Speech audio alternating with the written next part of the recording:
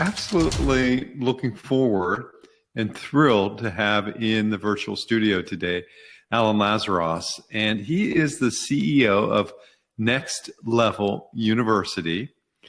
For all people who are podcast fans, he has a top 100 podcast, which we'll have him talk about as we move through today's episode. 1 million plus listens, 1 million plus in revenue, computer engineer, MBA, business coach. I'm going to let Alan tell his story, though, because he's got a wonderful story, and I think he can bring it to life in terms of what he does, in terms of managing his team of 20 or more people, in terms of growing this enterprise, Alan Lazaros and Next Level University. So, Alan, tell us, who are you? So the people dividend, the idea underneath this is essentially your greatest asset is the people. And leading leaders and becoming a leader in the 21st century has been the hardest thing I've ever done. And so my story starts way back. Definitely a tough start. So father passed away when I was 2. He was 28, and it was in a car accident. And then I'll give you the very, very, very brief version. Essentially, I had a stepfather from age 3 to 14. My real last name is actually McCorkle. My birth father was part of a big Irish Catholic family: Jim, Joe, John, Jane, Joan, Jeanette. And he had 5 siblings, and there were 6 kids. And we didn't really associate much with the McCorkles when I was with my stepfather, because we were trying to be sort of the Lazaruses. And Lazarus is a very Greek last name. So anyone who sees that last name who's Greek looks at me, blonde hair, blue eyes, not a hair on me, and they go, Lazarus? Doesn't really make any sense to them. And so I took his last name around 7. He left my family when I was 14. And then I just he took 90% of the income with him. And this was right after the dot-com bubble type of time. And so we went from like upper middle class, fairly well off, to now I get free lunch at school because our income is so low. Now I don't even know how I'm going to go to college, even if I do get in, because the college I want to go to is Worcester Polytechnic Institute, which is $50,000 a year. And that was back then. So I just kind of bootstrapped my way. So I got straight A's through high school. I went for computer engineering. I got my master's in business, and then I went into corporate, and I worked in a variety of tech companies: iRobot, Sensata Technologies, a company called Cognex, another company called Lens Americas, another company called Oz Development. So I did a lot of soul searching, job hopping, early corporate. Computer engineers are very sought after in the 21st century. So I did well. I went from $65K a year to 85 to 105, 105 to 125. And then I got almost to 200K in my mid 20s, paid off 84 grand worth of debt in a single year, had $150,000 in an investment account for Vanguard. I learned when my stepdad left, I learned how to live on very little. So once I started making a lot, I just kept my expenses super low. So I just invested a lot of it, most of it. And then I got in my own car accident. So when I was 26, I got in a car accident. Sorry to hear that. Yeah, thank you. So when I was 26, I got in a car accident, and I was physically okay, fortunately. It was not a fender bender. I mean, I was driving a 2004 Volkswagen Passat. I bought it in cash because I wanted to save money and invest my money. And Volkswagen, thank you, Volkswagen. I used to call this car the Tank. And because it was a steel German engineered car, and the whole front was completely smashed in head-on collision, but the frame stayed and the airbags deployed. So me and my little cousin, we were okay. But that got me to that was my sort of existential quarter life crisis, reevaluate my existence type of moment. Because I've seen pictures of my dad's car. I've seen pictures of my car. They don't look very different. And this is the second chance my dad never got. So after that, I started my own company. It was called Alan Lazarus LLC, what you'll never learn in school, but desperately need to know. Desperately was in all caps. And it was essentially focused on personal development, personal growth, self-improvement, self-awareness, all these things that, quite frankly, we didn't really learn much about in school, and fitness as well. And eventually I started a podcast called Conversations Change Lives. And then I had my first guest was Kevin. He's my business partner now. And he had a podcast called Hyperconscious Podcast. I was his first guest. He was my first guest. We teamed up. Hyperconscious meant change the way you think, change the way you act, change the way you live. And we just started doing these episodes talking about deep contemplative things. And then we rebranded it to Next Level University about 400 episodes in. And now we're approaching our 1800th episode. And this is 9 years since the car accident. And the way I can describe it now, very simply, is prior to my car accident, I was very successful, but deeply unfulfilled and didn't realize it. After my car accident, I went all the way past broke, liquidated my assets, started my own company, and I was super fulfilled, happy, healthy, productive, fit, capable, but not successful. And so now what I help people with, I'm a business coach now, and I have 26 people that I coach, and right now, 26 people on my roster, all different industries, all different backgrounds, all different countries. And all of them are trying to get to that fourth stage in life. I think the first stage in life is you're unfulfilled and unsuccessful. The second stage is you're successful and unfulfilled, like I was. And then the third stage for me was I was fulfilled as hell, but unsuccessful. So I couldn't sustain it. And now here I am 9 years later, very grateful to say that I am now both successful and fulfilled. And again, obviously that's a mountain that gets higher as you climb it. And that's really what everyone, I think, ultimately wants, because I think one without the other is actually fairly easy. Having them both simultaneously is very, very challenging. And so when it comes to leadership, when it comes to people, how do you lead leaders in a way where they are both successful, but also fulfilled and aligned? And that I've found to be extremely, extremely challenging, not only through business coaching, but also my 22-person team as well.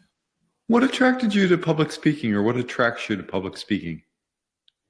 Yeah, so I actually, after my car accident, I saw a TED Talk by Tony Robbins. And while whatever you think of Tony, whatever anyone thinks of Tony, the TED Talk is magnificent. I saw I was on a list with him, top 10 best executive coaches in California. Nice. Cool. That's good news. Well, anyways, so regardless of what you do think of Tony, anyone, because he's gotten very big and a lot of things come with that, a lot of jumping up and down and all that. It's in something called the California Gazette, in case anyone wants to look at that. Maybe I'll put it in the show notes. Nice. Well, ultimately his TED Talk was, why do you do what you do? And it's the best TED Talk I've ever seen personally, and I've watched many. And I think it just gets you to kind of question why you're doing what you're doing.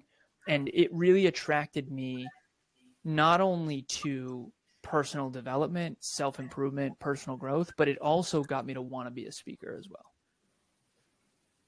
And I mean, that was the catalyst. Obviously, there was other things too, but that was like the main catalyst of it. And did that make you, when did that occur? Before or after WPI, or in the mix there? After. Yeah, so that was after my car accident. So after my car accident at 26, I graduated from WPI when I was 21 with my master's, 21, 22, maybe. Right. 20. Yeah. And you're an engineer, MBA, WPI, a good engineering school, maybe better than good. What takes you on this path? I mean, is it the accident? Is that, were there other unfulfilled drives or needs, or, what was that? Yeah. So the self-improvement space doesn't actually have a lot of minds that are engineering minds. And I've found that to be both slightly annoying and also a very great opportunity. I think that a lot of the self-improvement space is a little bit fluffy and probably a little bit more emotionally driven, and it's for people that are more emotionally driven and less rational, I think. Mm-hmm. There's the whole everything happens for a reason, and if it's for you, if it's meant to be, it'll be, and all that stuff. And for an engineering mind, a lot of that just sounds very irrational. So how did this happen? Essentially, I saw a deep lack of fulfillment in myself. I saw a deep lack of fulfillment in a lot of my colleagues that also were very wealthy. And I just realized that I don't want to be wealthy and unfulfilled. And many of my friends from college or my corporate mentors and coaches and stuff like that, they're very wealthy. And some of them multimillionaires, some of them way beyond that. I had one mentor that was in the billion mark. ultimately I realized that they're not healthy most of the time. They don't have fit bodies. And a lot of times they end up divorced. Not always, but a lot of times. And I just realized that I don't really want to be just successful. And so ultimately what I think changes everyone's life is self-improvement. And so that's what made me want to kind of go down this road is, how do you take an engineering mind, a scientist mind, engineering, systems thinking, algorithms, formulaic mathematical thinking, structure science, and do that in a way where you can orchestrate and optimize and help people create fulfilling lives, design, really. Because what's engineering about? It's about design. And so how do you design a future that is not only going to be successful in the economy today and in the future, but also fulfilling? And I think it's kind of like taking an engineering mind and then applying it to the human condition, which is ultimately, physiology, neuroscience, and psychology. And it makes me, it prompts my question then, what is a fulfilled life? Yeah, so it's different for everybody, obviously, but I think there's certain principles that apply to everyone. And I think that's why podcasting can be so challenging, is because you're kind of casting a wide net, and one-on-one coaching is much more custom. And so sort of the medicine that will cure one patient might actually harm another. And that's sort of the idea. That's why advice is so potentially bad, because advice is, people say to me, well, you work too much. It's, well, for my goals, what if I work too little? Right? It's all contextual, based on my potential, based on my goals, based on my core values. And so fulfillment's the same way, but it is a formula, and it's a formula that you apply to everyone in a different nuance in a different way. So for example, fitness, no matter who you are, sleep, hydration, nutrition, training, mobility, breath work, and supplementation are the 7 fundamentals that apply to everyone. The way in which you apply those fundamentals depend on the goal, depend on the person, depend on the core values, and that kind of thing. So for fulfillment, the formula that I've come up with or uncovered over the last 30 years, really, I've been working on this because when I was a kid, I saw so many unfulfilled people, and I was unfulfilled as well. And I've been trying to figure out, how do I not end up old and miserable like everybody else? As a kid, that's what I said. I actually said, how do I not end up old and miserable like everybody else? Because when I looked around, and it sounds hardcore and arrogant, but when I looked around, I saw a lot of really unfulfilled people, especially where I grew up. It was not a happy place. I see. Yeah. Right. And I saw a lot of people that were deeply unfulfilled. Marriage looked awful to me. You don't even like each other, never mind love each other, right? So I just needed to reverse engineer. How do I not allow this to happen to me? And most of that was just out of self-preservation. But anyway, so the formula that I've come up with, uncovered, is actually 3 things. So what most people call happiness is actually 3 things, I think. The first one is joy. So being in the present moment, enjoying what you do. And the interesting thing about joy is you can enjoy something while it is painful. So basketball, you can be dripping sweat and still enjoying yourself, even though it's deeply painful. Number 2 is pleasure. Pleasure, I think, is the trap. Most of the things that are pleasurable in the moment typically are bad for you long term. Drugs, alcohol, pornography, all of these different things. And so pleasure, I think, is where most people get trapped. And I certainly have in the past as well.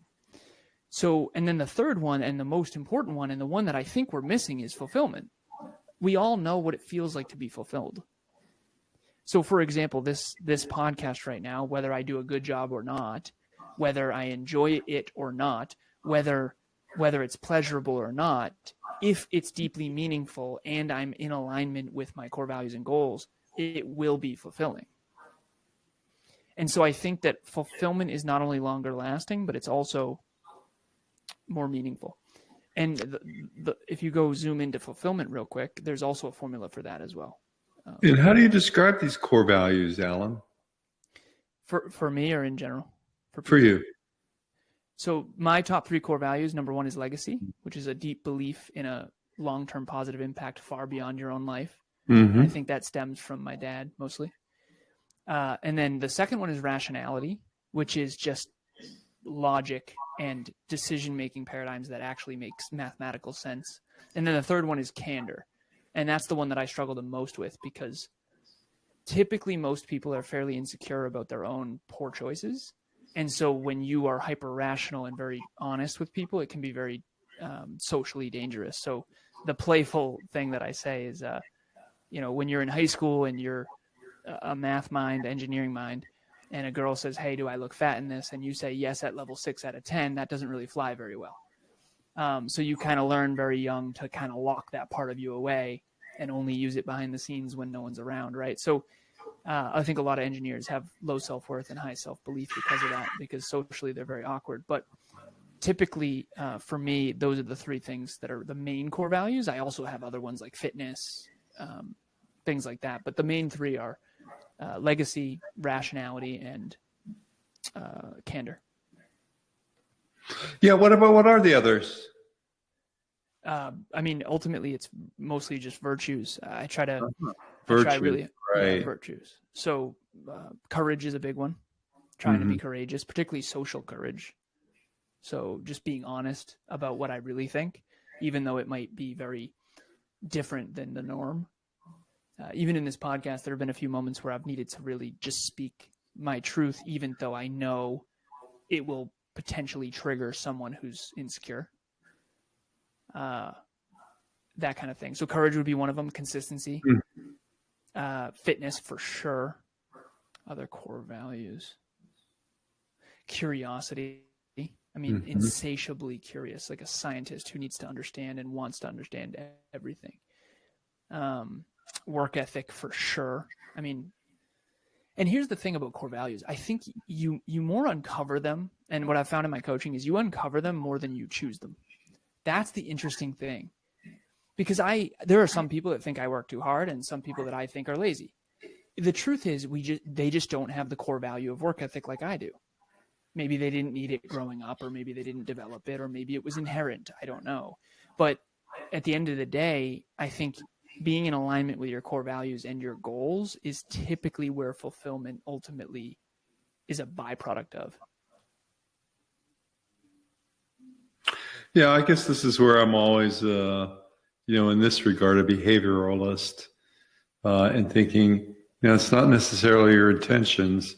It's the outcomes that matter, right? What you create, what you do. Well, I think it's the part of that equation is, your intentions, your approach, and the outcome. Mm-hmm. And so if your intentions are pure and the approach is optimal, the outcome will also be optimal. And so, pure intentions with the wrong outcome aren't great, but great outcomes with bad intentions also aren't great. So I think it's, 1/3 of the equation is the result that you get. And I think most people base everything based on the result. But there are a lot of people who do things with pure intentions who don't get the results. And then there's a lot of people who get great results with terrible intentions. And so, I think they all need to be kind of in alignment if you want it to be meaningful. Yeah, I think if you want to have some sort of structural integrity to make sure that things hang together or form this core, I think that makes sense. So what's going on at Next Level University these days? What do we have going on? So NLU, we do book clubs every week. We do a monthly meetup every month. So we do podcast coaching, we do business coaching, all that kind of stuff. Essentially what it is ultimately is anyone who wants a bigger, better, brighter future, we have resources for you that will help you improve yourself toward that bigger, better, brighter future. And so we have a bunch of different ways. We have our own app, we have that kind of thing. But ultimately what it comes down to is self-improvement, fulfillment, and success. And whether you want to be a podcaster and start a business, or you're a business owner who wants to start a podcast, or you're just someone who wants to improve their life and become healthier, wealthier, more in love, that's really what the business was found on, which is taking personal responsibility and making more positive choices toward that bigger, better, brighter future, not just for you, but for your family and for the community and for the world ultimately. Because I think fulfilled people don't hurt people. And most people are not really very fulfilled. And unfortunately, that's why we face a lot of the challenges that we face today. Mm-hmm. I think, yes, so right that so many people don't step into potential. And therefore, I mean, don't step into fulfillment in so many ways, I think. Right. I don't think that you can be fulfilled if you aren't maximizing your potential. I think that if you're not leaning into your true potential, I think it will eat at you. And I certainly was guilty of that prior to my car accident, for sure. Mm-hmm. Yes. And I don't think it necessarily, just as we, think about where we take this and next steps and wrapping up, that it is necessarily a catalytic event like you described the accident. I mean, these could be planful approaches, more thoughtful, more, you don't have to have this catalytic trigger. Yeah, well, I think that this podcast, anyone listening or watching, this could be a catalytic trigger for them. Mm-hmm, sure. So it doesn't have to be that traumatic. But I think that every single day is another opportunity to have another sort of breakthrough or aha moment where you realize, you know what, honestly, I could do better. I want to do better, and I know how to do better, and I'm gonna implement that. And it's an infinite game. It's a mountain that gets higher as you climb it. Yeah, ultimately. So I think that I'm grateful that I kind of got off autopilot young. It sounds to me like a lot of people unfortunately didn't, and so I'm very grateful for that. But if you feel like you're on autopilot and you're out there listening or watching, now's the time to take back control of why you're doing what you're doing. And are you in alignment? Are you fulfilled? I mean, these are the existential questions that help you get back on track. The problem is the answers might be very painful. Yeah, with my clients, I always discuss it as, how are you directing the significance of your life, the significance of your career? I think these are important questions for exploration, and also tap into the abundance and bringing more of who you are to what you do, the ability to lead an authentic life. Yeah, the authentic life is the one that's aligned with who you really are. And I think that yes, that's the hardest part probably is building and designing a life that's aligned with who you really are, because figuring out who you really are is a constant progression. It's something that you do every day. Well, it is the only surefire pathway to leadership. Yeah, agreed. It's been such it's been great to have Alan Lazarus in conversation today in the People Dividend podcast. He's the CEO of Next Level University, top 100 podcast, over 1,700 episodes, 170 countries, 1 million listens. It's really quite amazing. And I think, Alan, you go way beyond that in terms of helping people to realize and recognize through your coaching the potential that they have.